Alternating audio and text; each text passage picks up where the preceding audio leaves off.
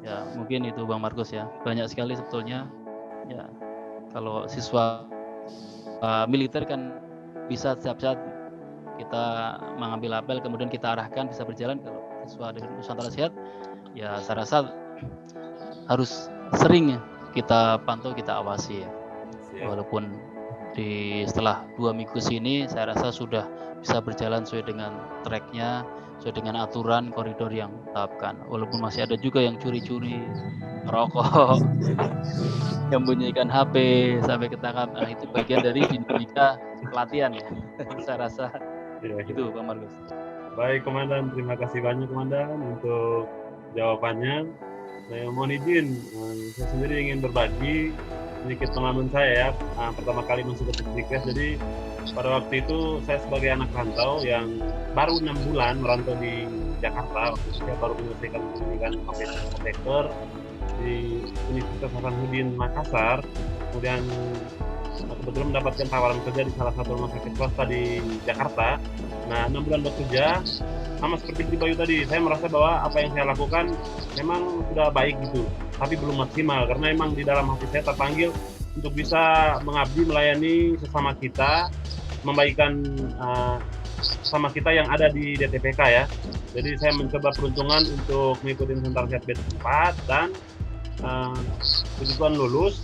Pengalaman pertama pada saat sampai di gerbang Nusantara, gerbang Pusdikes, waktu itu saya sangat senang sekali Komandan, karena saya waktu itu Komandan sebelum masuk Nusantara Sehat itu sempat 3 hari sebelum itu Komandan, saya ada sedikit insiden kecil di mana kosan saya waktu itu kemalingan Komandan. Kemudian saya waktu itu spontan ngejar pelaku malingnya, saya tangkap, antar ke polisi, diserahkan ke polisi bersama Limas. Kemudian saya waktu itu sempat mendapatkan ancaman gitu dari keluarga si maling, dan waktu itu emang jalan dari Tuhan, saya berkesempatan untuk masuk di Nusantara Sehat, dan di Pusdikes itu saya merasa sebagai tempat yang sangat aman gitu Komandan. Mungkin hari ini baru saya buka hati, tapi itu hal kecil yang memang sudah diatur oleh Tuhan, dan saya sangat bersyukur sekali di Pusdikes. Begitu masuk, itu pengalaman pertama saya untuk dididik secara militer, dan ya 40 hari bahkan lebih tadi kata Beli Bayu, memang 40 hari yang menyenangkan sekaligus menegangkan, tapi kalau mau diulang kayaknya kita masih pengen ya Beli Bayu dan rekan-rekan Nusantara Sehat. Yakin. Oke, baik. Saya kembali lagi ke Beli Bayu ya. Beli Bayu, waktu itu setelah kita menyelesaikan pendidikan di Pusdikes di Keramajati, kan kita sudah dibagi tim, dan pada waktu itu kita diantar oleh orang Kemenkes dan sebagian dari komandan ke penempatan. Nah, bisa Beli Bayu sharing ke kita sekalian bagaimana tuh waktu itu pengalaman pada saat proses perjalanan dari Pusdikes, terpisahnya seperti apa sampai ke penempatannya. Silakan Beli Bayu. Sip. Jadi sebenarnya waktu keberangkatan itu area-area Indonesia bagian timur itu pasti kebagiannya paling belakang kan berangkatnya. Jadi kita tuh paling udah ikhlas melepas semua yang udah jalan. Jadi kita tuh kayaknya di mungkin Papua yang paling terakhir waktu itu. Jadi di area Sulawesi ke atas itu H-3, H-4 Papua lah. Jadi kita tuh kayak udah melepas semua teman-teman yang berangkat di wilayah Indonesia Timur dan Indonesia Tengah, Indonesia Barat dan Indonesia Tengah. Jadi tinggal kita dan beberapa teman dari tim batch yang lain, dari penempatan yang lain, dan momen itu rasanya kayak momen paling haru biru karena kita udah 40 hari kayaknya sama-sama kenal sama yang lain, dan yang lain dia harus berangkat ke tempat yang lain. Rasanya itu benar-benar apalagi pas malam inaugurasi itu rasanya gimana ya, campur aduk aja rasanya. Wah, akhirnya 40 hari ini selesai. penyiksaan ini selesai juga, dan rasanya happy ending. Dan waktu berangkat itu kebetulan di tim saya di tim yang wilayah Sulawesi Barat itu komandan dan teman-teman dari komandan dari Pusdikas itu cuma mengantar sampai bandara, dan kita nyanyi itu sepanjang bus nyanyi, dan akhirnya bisa ngeledek, maksudnya akhirnya kita bisa nyandain nih komandan karena kita udah selesai dari masa pendidikan dan kita udah bebas mau ngapain aja. Dan selepas itu ya terbang ke tempat tugas, dan sampai sekarang kita masih ada beberapa yang saya masih terhubung dengan komandan-komandan di Pusdikas. Baik, terima kasih Bli Bayu buat jawabannya. Jadi memang ya Nusantara Sehat itu awalnya terasa menegangkan, tapi akhirnya pasti menyenangkan ya. Iya. Oke, saya kembali lagi ke Komandan Anam. Nah, tadi kita udah dengar nih Komandan pengalaman dari Bli Bayu dari perpisahan sampai keberangkatan ya ke penempatan. Nah, Komandan Anam berdasarkan pengantar awal tadi sempat bercerita bahwa Komandan Anam aktif sebagai pengajar di Nusantara Sehat tim batch awal sampai dengan yang terakhir ya Komandan ya. Begitu juga di Nusantara Sehat Individu. Dan Komandan Anam juga menjadi guru militer, gumil atau pengajar di beberapa batch Nusantara Sehat, Komandan. Nah, kami ingin tahu nih, Komandan, pada waktu itu tim batch berapa saja yang Komandan sempat antar gitu ya? Antar dalam arti antar ke penempatan, apakah ada gitu tim batch yang beruntung nih langsung diantar oleh Komandan? Dan bagaimana Komandan waktu itu pengalaman apa yang berkesan gitu pada saat proses perpisahan Komandan malam inaugurasi? Saya yakin setiap kali selesai pembelajaran pasti ada malam inaugurasi gitu. Silakan Komandan. Ya baik, terima kasih. Ya jadi saya terlibat langsung menjadi pembina untuk NS Batch 4, 6, 8 ya, yang tim. Kemudian untuk individu ada 2 atau 3 kali NS individu yang di Cikarang maupun di mana? Di Ciloto. Ya di Ciloto pernah sekali, kemudian ada di Batam juga sekali. Jadi pada saat malam inaugurasi disampaikan Kang Bayu tadi, memang ini momen-momen paling mengharukan ya. Habis digodok, digembleng 40 hari, kemudian tibalah di ujung dari penyiksaan kalau tadi bahasanya Kang Bayu. Emang kayak tersiksa sekali ya. Ya itu memang momen yang mengharukan ya, bagaimana kita mau mengantarkan rekan-rekan kita yang sudah kita gembleng 40 hari, kita sama-sama ya, dari bangun pagi sampai dengan tidur lagi ya kan, selalu ditungguin oleh komandan yang lain, makan ditungguin, kurang apa kan. Sampai makan aja tungguin. Mungkin anaknya makan gak ditungguin kan. Itu luar biasa. Kemudian saya sempat mengantar rekan NS 6 kebetulan waktu itu.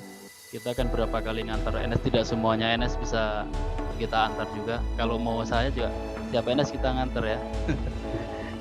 Tapi karena ada perintah lain kan, kita sebagai militer taat pada perintah. Ya, waktu itu saya ngantar NS 6 ke, kebetulan ada pilihan ya, mau kita diperintahkan milih untuk ngantar NS yang tempatnya lebih rawan ya, daerah rawan. Kemudian ada Papua, kemudian ke Natuna, ke Aceh, sama kemana lagi, ke Marore kalau salah ya. Kemudian saya milih ke Papua karena NS 6 di daerah Fakfak, Kabupaten Fakfak di Kecamatan Weri.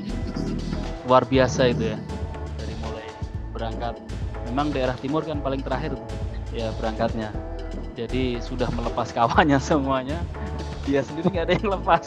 Iya, kita nggak ada yang babai-babai. Bertangis-tangisan sendiri. Tapi tetap semangat, tetap gembira ya sepanjang jalan ya, seperti sampaikan Kang Bayu tadi, nyanyi lagu-lagu yang sudah kita latihkan di sini. Alhamdulillah sampai di daerah sana, daerah tempat puskesmasnya sana, masih dinyanyikan, luar biasa semangatnya ya. Nggak tahu terkesan atau karena dongkol itu nyanyinya itu. Lampiaskan kedongkolannya sehingga nyanyi dengan semangat kencang suaranya. Ya, itu luar biasa ya, saya nganter ke Papua Barat, diterima dan waktu itu kita pas kebetulan ngantar ke sana itu pas ada pemilihan gubernur, kalau salah itu ya. Jadi kita yang kehabisan hotel, ya, tidak ada tempat, akhirnya untung ada liting saya di sana di Papua Barat itu, yang satu liting pernah di Kopassus juga, dia sekarang dinas di sana, dan minta tolong untuk nyarikan penginapan. Dapatlah penginapan yang kelas mungkin ekonomi minus karena hotel itu sudah habis, nggak ada ini, sudah terbooking semuanya. Akhirnya kita di penginapan itu. Setelah itu diterima di provinsi, baru ke Kabupaten Papaknya agak lumayan itu di Hotel Grand Papua. Diterima kabupaten, kemudian ke Kecamatan Werinya kita harus naik boot. Ya, itu sebenarnya saya juga pernah ke situ ya, di daerah Papua Barat. Kemudian sampai di biasanya kita serah terimakan pada kampusnya di sana. Kemudian kita tinggalkan juga rasanya ada apa ya, seperti ketuk di hati nggak tega gitu, tapi udah anak sendiri kan begitu. Kayak kita pergi gitu ya. Tapi kan ya kita sudah siapkan mentalnya, mau nggak mau tetap kita harus ada pertemuan, ada perpisahan. Kemudian juga alhamdulillah saya waktu itu berkesempatan bisa mengunjungi rekan-rekan NS4. Ya, kebetulan saya ketemu dengan kelompoknya Rizky ya di mana itu, Puskesmas Tambro mana ya. Kemudian di Sorong Selatan ya, waktu itu pas puasa luar biasa, perjalanan dari Sorong ke Selatan itu kurang lebih berapa jam gitu ya, dengan kita kumpul dengan orang Papua, sopirnya yang luar biasa daerahnya ini, dengan suasana puasa lagi, tapi alhamdulillah masih bisa tahan. Luar biasa dari pengalaman. Sempat ketemu juga dengan di sana, kita ngumpul, sempat ketemu juga dengan rekan-rekan NS itu yang ada masalah waktu itu, yang mungkin Kang Markus maupun Kang Bayu dengar juga bagaimana permasalahannya, sampai harus via diungsikan, kita evakuasi ke kabupaten karena keberadaannya di situ mungkin tidak diterima atau karena kesalahpahaman, sehingga masyarakat sana menolak kedatangan Nusantara Sehat. Kita kunjungi, kita kemudian permasalahannya kita ketahui, kita sampaikan kepada Nusantara, tim dari Kementerian Kesehatan. Ya, solusinya nggak tahu, saya dipindahkan ke puskesmas lain atau bagaimana, saya setelah itu yang penting saya kurang monitor. Ya, itu jadi luar biasa ya, saya bisa mengantar sampai ke Papua sana, dan saya punya reuni juga Papua ke depan, pengen juga sih bisa. Ya komandan. Ya, tempat-tempat yang dulunya kita melaksanakan tugas di sana, kita ini apa kita sudah itu Kang Markus ya. Terima kasih banyak Komandan, pengalaman yang luar biasa, cerita yang sangat menginspirasi ya kita sekalian. Obrolan kita pada siang hari ini tadi sesuai pengantar awal, saya sampaikan bahwa saya akan mohon izin untuk nanti akan diupload ke channel YouTube, dan mudah-mudahan obrolan atau cerita diskusi kita siang hari ini bisa menjadi sumber inspirasi, bisa menjadi motivasi buat kaum milenial saat ini yang mungkin masih bimbang ya, pengen mengabdi di DTPK tapi masih ragu. Nah, ini mungkin obrolan kita bisa menjadi gambaran positif ya, yang bisa menguatkan, menarik perhatian mereka untuk bisa total gitu terjun ke Nusantara Sehat, karena memang program Nusantara Sehat ini adalah program yang baik. Kita bisa bekerja mengabdi sekaligus bisa melihat betapa indahnya Indonesia gitu ya. Nah, berbicara tentang yel-yel lagu ya Komandan ya, tadi Komandan sempat cerita bahwa Divi sempat menyanyikan beberapa lagu. Ada lagu yang sempat diajarkan oleh Komandan Anam ya. Komandan Anam pada pelatihan Nusantara Sehat batch 4 dikenal dengan salah satu komandan yang memang sangat luar biasa dalam hal pembuatan yel-yel yang sangat berapi-api, kemudian mengajarkan kami juga tentang lagu-lagu yang menyemangati. Ada lagu yang saya sangat tertarik sekali tentang tinggalkan ayah, tinggalkan ibu. Nah, itu luar biasa. Mungkin kita bisa ini ya, intermezzo sebentar ya, kita nyanyikan bersama-sama lagu itu ya. Mungkin setengah aja gitu. Boleh. Oke. 1, 2, 3. Tinggalkan ayah, tinggalkan ibu. Izinkan kami pergi berjuang di bawah sinar sang merah putih. Majulah, yo maju menyerbu. serbu, Tidak Kembali pulang sebelum kita yang mana walau keringat bersih di badan kita. demi bangsa. Hei, Kita akan berjuang. Oke. Luar biasa ya. Ternyata Komandan, ini ajarannya masih diingat ya Komandan ya, walaupun tadi ada 1-2 penggalan syair yang mungkin terlupakan, tapi secara keseluruhan masih diingat. Saya yakin rekan-rekan Nusantara Sehat masih ingat dengan baik ya sebagian dari yel-yel dan lagu-lagu yang Komandan ajarkan. Dan yel-yel ini Komandan, lagu-lagu dan juga yel-yel yang Komandan ajarkan ini ternyata sangat membantu kami di DTPK khususnya di Puskesmas dalam hal pembuatan yel-yel untuk proses akreditasi Puskesmas Komandan. Yel-yel dan juga mars gitu. Saya yakin dan percaya bahwa rekan-rekan sebagian rekan-rekan Nusantara Sehat mengadopsi gitu ya yel-yel dari pelatihan di Puskesmas untuk nanti dibawa di akreditasi Puskesmas. Ya. Baik Komandan, saya kembali nih ke Bli Bayu ya. Bli Bayu, terkait pengalaman Bli Bayu di penempatan waktu itu tim batch dan penempatannya di Sulawesi ya Bli Bayu? Iya, di Sulawesi Barat. Nah, tadi Komandan Anam sempat bercerita, berbagi informasi pengalaman bahwa sempat ada tim Nusantara Sehat yang kebetulan mendapatkan penolakan di daerah penempatannya dari masyarakat setempat karena ada kesalahpahaman. Nah, seperti apa pengalaman Bli Bayu pada saat pertama kali sampai di penempatan? Bagaimana Bli Bayu dan rekan-rekan setimnya mulai belajar untuk beradaptasi, prosesnya seperti apa? Mohon untuk di-share, dibagikan kepada kita sekalian Bli Bayu, silakan. Siap. Terima kasih Bang Markus. Jadi pengalaman saya waktu di tempat tugas kebetulan itu di Desa Karama. Wilayahnya itu wilayah pegunungan sih, jadi kita harus nembus sekitar 10 jam.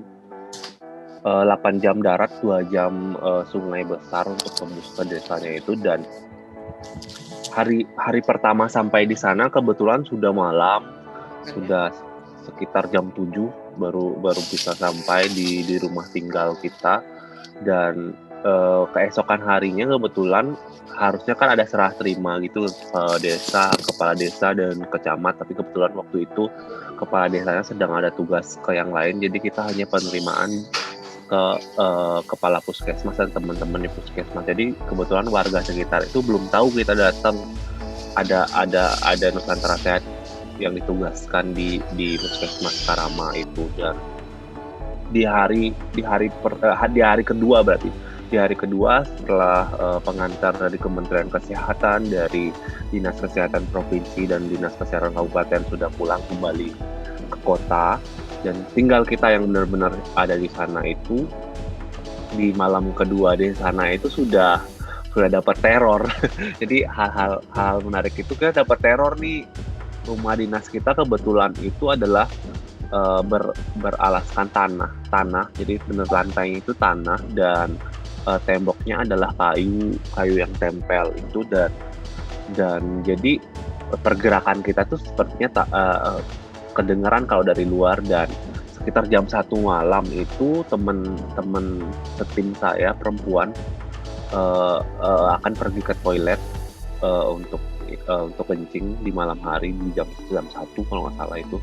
Dan tiba-tiba ada yang menggedor pintu dinding WC yang dari kayu itu, dan dia benar-benar ketakutan. Dan kami benar-benar ya berenam di sana tanpa ada yang kami kenal. Dan dan benar-benar diteror sepanjang malam sampai jam 2 kalau nggak salah. Kita udah teriak-teriak minta tolong, dan akhirnya kita beranikan untuk keluar dan dia kabur, dan kita manggil kepala desa waktu itu, dan akhirnya besoknya kita balik ke kecamatan atau ke kabupaten untuk lapor ke dinas kesehatan kabupaten, kepala dinas kesehatan kabupaten dan pembimbing kita dari Kementerian Kesehatan. Jadi kita sempat mengungsi sekitar 3 minggu atau 2 minggu di tempat lain sebelum kita benar-benar balik di tempat tugas. Dan itu benar-benar pengalaman yang belum banyak saya ceritakan ke luar, karena buat saya itu pada awalnya adalah hal yang benar-benar mengerikan, karena kita nggak tahu siapa yang meneror kita, dan usut punya usut, akhirnya itu ternyata ada satu masyarakat yang emang katanya itu gangguan mental atau gangguan ingatan, sehingga dia nggak terlalu tahu itu orang baru, dan rumah tinggal kita adalah benar-benar bukan rumah dinas resmi dari puskesmas, tapi rumah kosong yang disewakan kepada kita, dan mungkin si orang itu dulu pernah sering main ke sana dan kita mengambil lahan tempat dia bermain di sana. Itu akhirnya kita pindah dari rumah itu dan disewakan lagi rumah yang lebih layak dan lebih dekat dengan lingkungan masyarakat, karena itu agak jauh dari puskesmas dan jauh dari lingkungan masyarakatnya. Jadi kita benar-benar terpencil di sana, dan malam itu adalah malam paling horor sepertinya dalam hidup saya, karena seperti dikepung ternyata itu hanya 1 orang. Oke, baik. Lalu ada cerita unik ya, pribadi dan rekan-rekan Sentara Sehat sekalian. Saya yakin dan saya pasti setiap kita di penempatan kita masing-masing pasti ada kejadian-kejadian yang di luar pemikiran, di luar dugaan kita sebelumnya ya. Tapi sebenarnya di balik itu semua kita beruntung gitu. Seperti yang sudah disampaikan oleh Komandan Anam tadi, bahwa kita itu pada saat pembekalan 40 hari 40 malam di Puskes, salah satu yang dipersiapkan adalah mental kita gitu ya. Mental dan kesiapan kita serta kerja sama tim gitu ya, jiwa korsa dan kepedulian satu sama lain. Kita tidak hanya simpati tapi harus berempati dengan rekan setim kita. Jadi memang luar biasa cerita dari Bli Bayu tadi, saling menjaga. Kemudian Bli Bayu waktu itu kalau tidak salah sebagai tim leader ya, bisa langsung berkoordinasi ya. Ya, leadernya bisa koordinasi ke kecamatan, ke dinas kesehatan untuk bisa mengamankan anggotanya. Ini luar biasa. Nah, saya kembali ke Komandan Anam. Komandan, gimana Komandan, masih semangat? Luar biasa. Luar biasa. Ya Komandan, kita nanti acara kita akan selesai kurang lebih di jam 2:30. Tapi kalau misalnya ada dari rekan-rekan Sobat Sehat dari Nusantara Sehat, teman-teman Nusantara Sehat ingin bertanya, bisa menuliskan atau mengetikkan pertanyaannya di kolom chat. Nanti tuliskan nama, kemudian Nusantara Sehat berapa, individu atau tim, dan kepada siapa pertanyaan tersebut ditujukan gitu ya. Tapi kalau misalnya ada juga dari sejawat atau rekan seperjuangan yang pengen langsung live bertanya, nanti kita persilakan ya. Nah, untuk Komandan Anam, Komandan, kita waktu itu di minggu-minggu terakhir sempat diberangkatkan dari Pusdikes Kodika TNI Jakarta Timur ke Ciloto, Komandan ya. Kita ada kegiatan yang menurut saya sangat bagus waktu itu, kegiatan jurit malam, Komandan. Nah, itu merupakan kegiatan yang melatih kekompakan dan juga mental ya, Komandan, kalau pemahaman saya gitu. Bisa Komandan jelaskan kira-kira tujuan utama dari kegiatan itu apa, dan harapan dari kegiatan itu ke siswa itu seperti apa? Silakan Komandan. Ya baik ya, terima kasih Kang Margos. Ya jadi memang dalam program Bela Negara Nusantara Sehat ini pada akhir dari pembekalan itu ada kegiatan jurit malam. Nah, itu adalah latihan juga, kemudian aplikasi dari materi yang disampaikan pada saat di Puskes, kemudian ada jurit malam. Jurit malam ini adalah kegiatan ya kalau kita di militer sebenarnya intinya adalah bagaimana kita bisa menyampaikan pesan tersebut, pesan yang atau informasi yang dipertanggungjawabkan kepada kita kan harus dihafal itu kan, di awal di pos pertama itu kan ada menghafal pesan ya. Nah, bagaimana pesan ini bisa sampai kepada tangan orang yang dituju ya, dan tidak boleh bocor dengan berbagai macam rintangan yang harus dilalui ya, sehingga harapannya benar-benar kita bisa menjaga rahasia ya. Kalau di tentara ada menjaga rahasia tentara sekeras-kerasnya ya. Jadi jangan sampai kita itu mudah bocor mulut ya. Harus benar-benar bisa memegang pesan ataupun perintah yang diberikan kepada kita dengan berbagai macam rintangan pada setiap posnya, dengan berbagai macam materi ya, kemudian juga jaraknya ya.